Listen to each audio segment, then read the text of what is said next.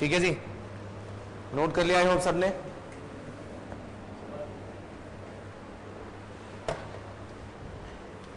चलिए next point की अब बात करेंगे। मान लीजिए कि आपने गुड्स जो है दिल्ली से मुंबई भेजनी है, क्या किया जाए? दिल्ली से मुंबई भेजनी है, कैसे भेजें? 1 टन गुड्स है, 1 टन, क्या तरीका है? कुरियर कर दे? कुरियर की जा सकती है चीजें? नो। क्या करें फिर? बाय शिप भेज देते हैं। दिल्ली में शिप कहां भाई? दिल्ली में कहां है पानी? तो शिप को कैसे यूज किया जाए? सबसे बेस्ट तरीका यहां से क्या नजर आ रहा है? या तो रेल ट्रांसपोर्ट से भेज दो या फिर रोड ट्रांसपोर्ट से भेज दो। बाय एयर 1 टन ज्यादा नहीं हो जाएगा? बहुत ज्यादा नहीं है वैसे, लेकिन बाय एयर का खर्चा बहुत ज्यादा आ जाएगा। चलिए कोई बात नहीं, इस बीच हमने सारे के सारे ट्रांसपोर्ट के मीन्स की बात कर ली। कितने तरह के मीन्स ऑफ ट्रांसपोर्ट हैं जिसे हम यहां पर काम कर सकते हैं? सबसे पहला रोड, रेलवे, एयर, बाय सी। ठीक बात है कि नहीं? अब इन चारों में से फिलहाल हमारे सामने 2 ऑप्शन हैं जो कि आसानी से किए जा सकते हैं, एक रोड और एक रेल ट्रांसपोर्ट।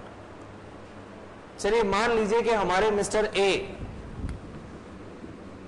जो कि इधर मिस्टर बी को, जो कि मुंबई में रहते हैं, ये गुड्स भेजना चाहते हैं, कॉन्ट्रैक्ट इनका हो गया। क्या करें मिस्टर ए? इनके पास ये सामान सारा का सारा रेडी है, कंसाइनमेंट सारा रेडी है। मिस्टर ए जाएंगे ट्रांसपोर्ट कंपनी के पास, ये ट्रक ऑपरेटर्स है,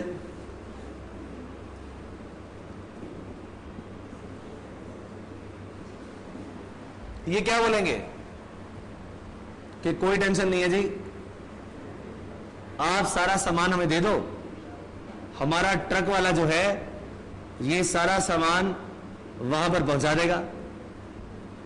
ठीक बात है कि नहीं? अब ये सारा सामान ट्रक पे रखा गया और यहां पहुंचा दिया गया मुंबई में। मुंबई में इसी ट्रांसपोर्ट कंपनी का एक ट्रांसपोर्ट पॉइंट है और यहां पर जो मैनेजर साहब बैठे हैं, इनके पास ये सारा का सारा सामान रखवा दिया गया।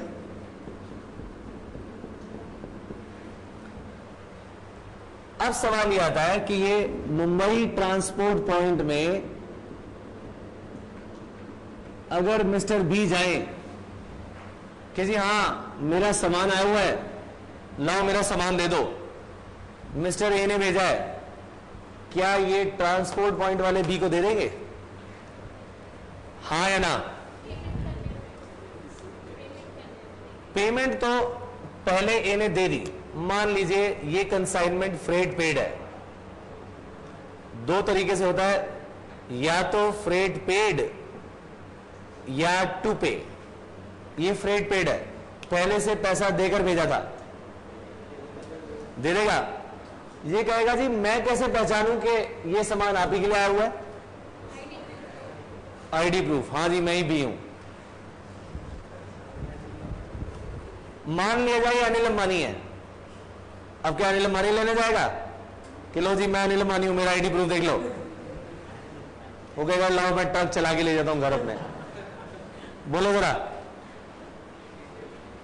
इसका मतलब यह कि जो बड़ी कंपनी का ओनर है वो खुद तो आएगा नहीं सामान लेने, वो अपने किसी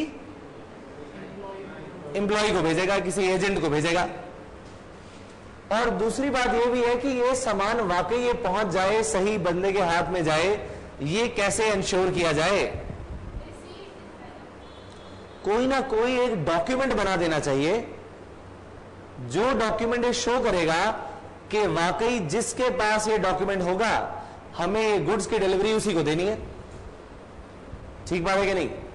तो एक डॉक्यूमेंट बनाया जाता है, ट्रांसपोर्ट कंपनी वाले इस डॉक्यूमेंट को जब बनाएंगे इसमें लिख देंगे कि भाई गुड्स कौन सी हैं, गुड्स का टाइप क्या है और इनकी क्वांटिटी कैसी है, कितनी है, क्वालिटी कैसी है, इंश्योरेंस करवाई है कि नहीं करवाई, ये सारी की सारी बातें, प्लस फ्रेट पेड है या टू पे है, फ्रेट या तो पेड होगा या टू पे होगा। ये सारी की सारी डिटेल्स जो हैं एक डॉक्यूमेंट में जो बनाया गया उसमें डाली गई और इसका नाम है लॉरी रिसीट। क्या नाम होता है इसका? Lorry receipt.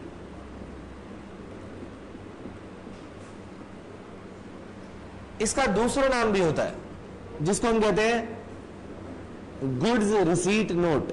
क्या बोलते हैं? गुड्स रिसीट नोट, या फिर हम इसे कहते हैं कि रोड रिसीट। इनमें से आप कोई भी नाम ले सकते हैं। ठीक है जी। तो ये लॉरी रिसीट एक बनाई जाएगी जिसमें सारी डिटेल्स होंगी। इसकी 4 कॉपी बना ली जाएंगी। इसकी 4 कॉपीज बना दी गई। अब 4 कॉपीज में से जो ओरिजिनल कॉपी बनाई गई वो दे दी गई मिस्टर ए को। इसकी ओरिजिनल कॉपी किसको दे दी? मिस्टर ए को। और ए से कहा कि आप ये ओरिजिनल कॉपी मिस्टर बी को कुरियर कर दीजिए। ये ओरिजिनल कॉपी जिसके हाथ में होगी हम ये सामान सिर्फ और सिर्फ उसी पर्सन को देंगे, और वो चाहे कोई भी हो। ठीक बात है कि नहीं? चाहे चोर इसे चोरी करके क्यों ना ले जाए, लेकिन ये जो रिसीट हमें देगा हम तो ये उसी पर्सन को डिलीवर करेंगे। हम ये मानते हैं कि ये रिसीट शो करती है कि एक्नॉलेजमेंट है हमारी तरफ से, अनकंडीशनल अंडरटेकिंग है कि हम ये पेमेंट इसके होल्डर को कर देंगे। इज इट क्लियर और नॉट? क्यों? क्योंकि ये सबको रिकॉग्नाइज थोड़ी करते रहेंगे कि आज ये आई कार्ड दिखाओ, आपका फोन करवाओ वहां से। इतना टाइम इस कंपनी के पास थोड़ी होगा, ट्रक ऑपरेटर के पास। सो ओरिजिनल कॉपी इनको दे दी गई। इसकी सेकेंड कॉपी ट्रक वाले को दे दी। सेकेंड कॉपी ऑफ रिसीट किसको दे दी गई? लॉरी रिसीट ट्रक वाले को दे दी गई, ताकि ये सेकेंड रिसीट किसको दे दे? ट्रांसपोर्ट पॉइंट के मैनेजर को। इसके साथ जब रिसीट होगी तो वो कहेगा जी मैं इसी को ओरिजिनल से मिलाकर देखूंगा, जिसकी ओरिजिनल रिसीट इसके साथ मैच करेगी उसी को दूंगा। बात ठीक है कि नहीं? बाकी 2 कॉपीज ट्रांसपोर्ट कंपनी अपने पास अकाउंट्स के लिए या डिटेल के लिए रखेगी। तो इस सारे के सारे प्रोसीजर में मिस्टर बी एंड में क्या करेंगे? मैनेजर के पास जाएंगे और ये ओरिजिनल कॉपी किसको दे देंगे? बोलिए। Original copy of LR. LR यानी लॉरी रिसीट किसको दे दी जाएगी? मैनेजर को। ट्रांसपोर्ट कंपनी के मैनेजर को दे दी। ये उस रिसीट को रखकर कैंसिल करके और गुड्स की डिलीवरी कर देगा। अगर ये रेलवे का सिस्टम होता तो भी तो डॉक्यूमेंट सही होता। वहां जो डॉक्यूमेंट बनाया जाएगा सेम तरीके से वो काम करेगा, सिस्टम बिल्कुल सेम है।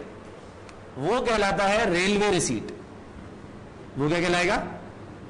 Railway receipt. ये कहां यूज होगा? अगर गुड्स बाय रेल भेजी गई। अगर ये बाय एयर भेजी गई तो क्या होगा?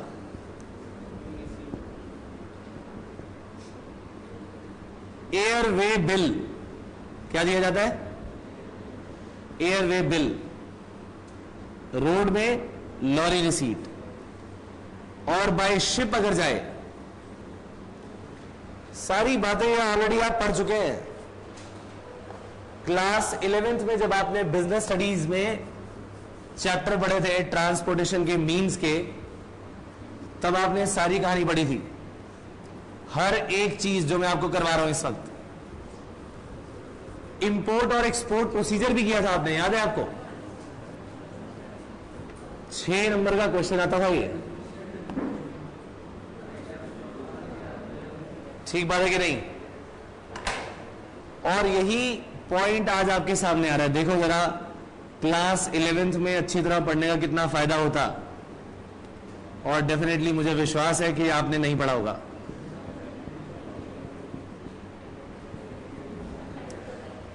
अगर पढ़ा तो बता दो, शिप में क्या यूज होता है? Dock warrant. डॉक वारंट किसी और काम के लिए यूज होता है। वॉर फिंगर सर्टिफिकेट भी किसी और काम के लिए होता है। मेट रिसीट भी किसी और काम के लिए यूज होती है। ये सब बातें क्लास 11th में एक्सपोर्ट इंपोर्ट प्रोसीजर में थी। शिप के केस में दिया जाता है बिल ऑफ लेडिंग। अरे याद आ गया, हाँ यही था, bill of lading. Is it clear? ये सब चीजें नाम अलग अलग है लेकिन काम सबका एक है। ये सारे के सारे डॉक्यूमेंट कहलाते हैं डॉक्यूमेंट ऑफ टाइटल। क्या कहलाते हैं? डॉक्यूमेंट ऑफ टाइटल, यानी ओनरशिप। ये टाइटल जो है ओनरशिप को बताता है।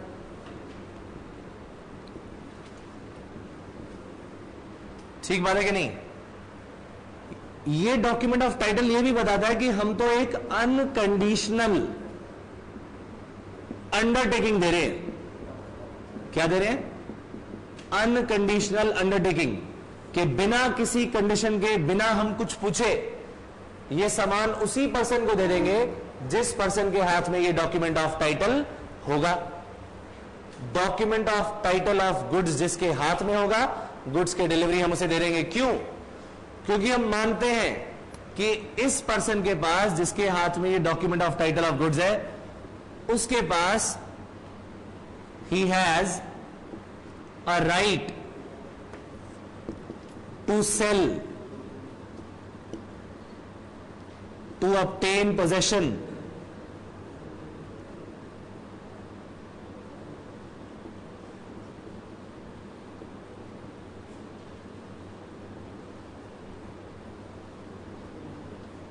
and to dispose of, जैसे मर्जी चाहे इसको, जैसे मर्जी चाहे ये पर्सन ले जाए, बेचे, खरीदे, इसका कुछ भी करे, डजंट मैटर। हम तो ये मानेंगे कि यही पर्सन जो है इसका असली हकदार है। ये कहलाता है document of title of goods. जिसके हाथ में गया उसका हो गया। ये है transferable by mere delivery. Document of title क्या होता है? Transferable by mere delivery.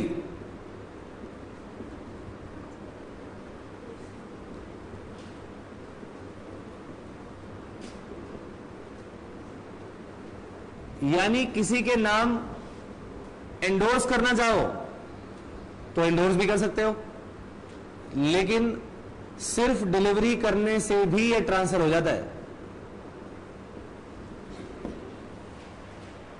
Endorse भी कर सकते हो, जैसे इसकी बैक साइड पे लिख दिया। कैसे? ध्यान से सुनिएगा मेरी बात। गुड्स अभी रास्ते में ही है, ए ने गुड्स भेजी है, ट्रक रास्ते में है। बी ने सोचा यार ये सारी की सारी गुड्स को खरीदने के लिए खरीदार मिल गया है, मिस्टर सी। सी कहते जी बताओ ये गुड्स कब तक दे दोगे? उसने पता लगाया कि जी ट्रक तो रास्ते में है। उसने कहा ठीक है जी, आप एक काम करो, आपको मैं ये ओरिजिनल कॉपी दे रहा हूं, original copy of lorry receipt. ध्यान से देखिएगा, इस बार इसने गुड्स को जाकर खुद नहीं लिया, गुड्स अभी रास्ते में है। रास्ते में आ रही गुड्स को इसने किया क्या? सेल कर दी, सेल टू मिस्टर सी, और सी से कैश ले लिया। सी से कहा जी देखो ये आपको ये नजर आ रहा है कि नहीं आ रहा, document of title of goods है, ट्रांसपोर्ट कंपनी ने दिया है, जिसके हाथ में ये होगा सारी गुड्स की डिलीवरी उसको हो जाएगी। गुड्स की कंडीशन आप देख लो, क्वांटिटी ये है, क्वालिटी ये है, इंश्योरेंस कराई हुई है, फ्रेट ऑलरेडी पे किया जा चुका है। जब ये सारी की सारी बातें हुई तो सी ने कहा ठीक है जी मैं गुड्स को परचेज करने के लिए तैयार हूं, यानी बी ने गुड्स की डिलीवरी लिए बिना ही सारी गुड्स को पहले ही बेच दिया। देख रहे सिस्टम, यानी यहां पर जब उसने ऐसा किया तो इस एलआर पर इसने एंडोर्समेंट की होगी, original copy of LR endorsed in the name of C, जो कि न्यू बायर है। देख रहे हो, तो या तो ये ट्रांसफरेबल बाय मियर डिलीवरी होगी क्या, हमारी रोड रिसीट वगैरह, और या फिर क्या होगी ट्रांसफरेबल बाय एंडोर्समेंट। ये आपने देख लिया। यहां पर यह ध्यान रखना पड़ेगा, goods are still in transit. कब होगा, when goods are still in transit, रास्ते में आ रही गुड्स को इन्होंने बेच दिया। ये पॉइंट आने वाले समय में एक बहुत ही ज्यादा इंपॉर्टेंट पार्ट साबित होगा। Is it very clear? तो प्लीज ध्यान से पढ़िएगा इस पॉइंट को। रास्ते में ही गुड्स को बेचा जा सकता है, आने वाले टाइम में एक बहुत ही इंपॉर्टेंट पॉइंट बन के सामने आएगा ये। और ये सारा का सारा जो पोर्शन है जिसे हम कर रहे हैं, ये क्या है, document of title of goods. In fact आगे आने वाले टॉपिक का एक बहुत ही महत्वपूर्ण पोर्शन है ये, सारा का सारा हिस्सा, ध्यान रहना चाहिए बिल्कुल। अच्छा, कई बार पता क्या होता है, हमें गुड्स को जब भेजना होता है ना, तो एक या एक से ज्यादा चीजें जो है हमें इस्तेमाल करनी पड़ती हैं as a means of transport. यानी यहां से पहले गुड्स गई ट्रक में, फिर उसे ट्रेन में रखा गया, फिर ट्रेन से उतारी गई, फिर ट्रक में रखी गई, फिर आगे ले जाई गई, और फिर स्टीमर के थ्रू उसे भेजा गया। स्टीमर जानते हैं ना, बहुत छोटे शिप जैसा होता है ये, जो कि इनलैंड वाटर ट्रांसपोर्ट के रूप में यूज किया जाता है। इनलैंड वाटर ट्रांसपोर्ट, जैसे मुंबई से गुजरात बाहर से पहुंचाया जा सकता है बाय सी, क्योंकि दोनों ही सी से कनेक्टेड है।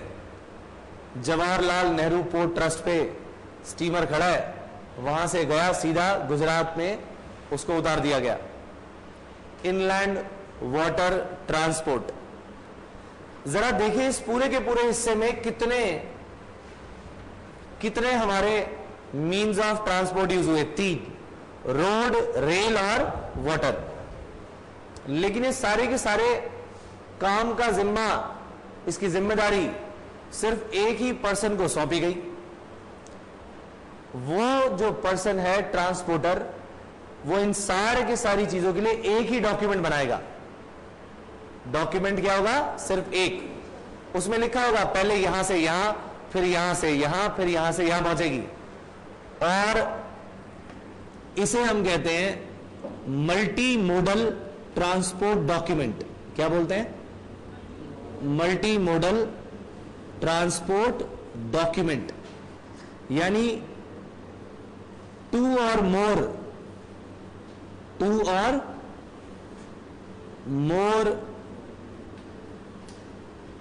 means of transport, 2 or more means of transport use किए गए इसमें। पॉइंट नंबर 5, क्या कहलाता है ये? Multi modal transport document.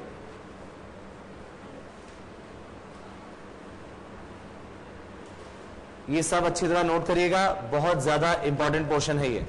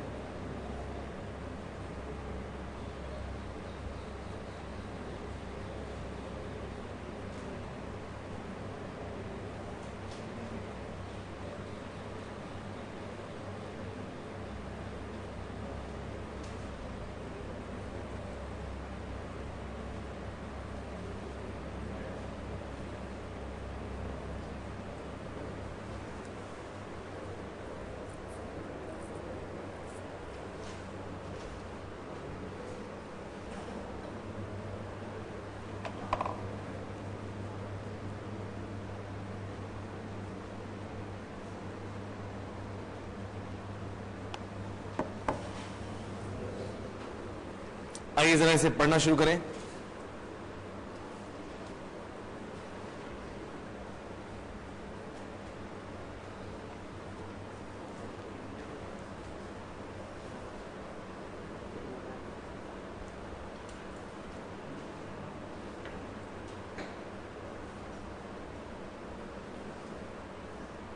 अच्छा ये बताइए कि प्रॉपर्टी जो है,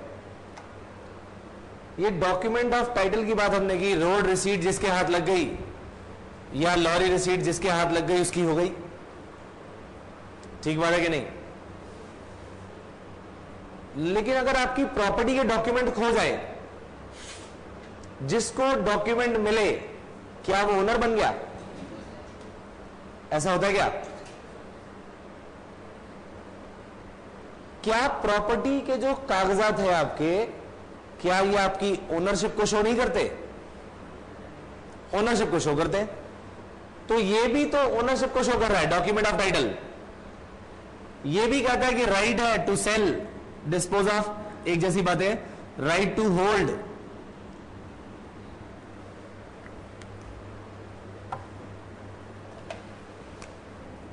रिसीव यानी पोजेशन लेना, डिस्पोज ऑफ यानी सेलिंग कर देना, ये सब राइट है या नहीं है? ये भी तो डॉक्यूमेंट ऑफ टाइटल ने दे ही दिया आपको। और प्रॉपर्टी के पेपर्स में भी ऐसा ही होता है। आपको होल्ड करने का अधिकार है, उसका पोजेशन रखने का अधिकार है, बेचने का अधिकार है। फिर उन केसेस में प्रॉपर्टी के डॉक्यूमेंट अगर खो जाए तो आप ये क्यों नहीं कह रहे कि उसे ट्रांसफर नहीं माना जाएगा?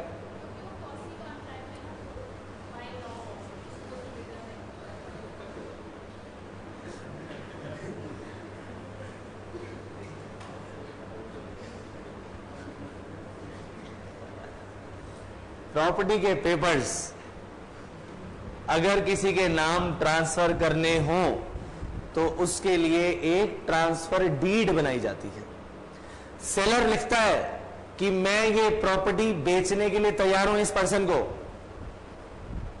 इन कंडीशंस पे इतना पैसा लूंगा, सारी सेल डीड तैयार होती है, रिटर्न डॉक्यूमेंट, और तब उसकी सेल वैलिड मानी जाती है।